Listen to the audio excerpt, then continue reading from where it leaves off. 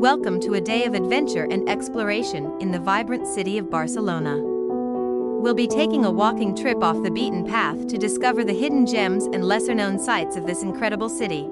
First up, we'll head to the bohemian neighborhood of Gracia, known for its quirky street art and independent boutiques.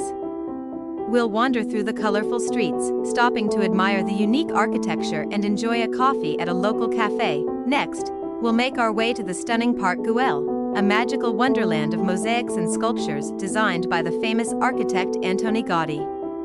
We'll take a leisurely stroll through the park, taking in the breathtaking views of the city and snapping photos at every turn. Afterwards, we'll head to the Gothic Quarter, one of the oldest and most charming neighborhoods in Barcelona. We'll wander through the winding streets and narrow alleys, discovering hidden plazas and stumbling upon street performers and artists.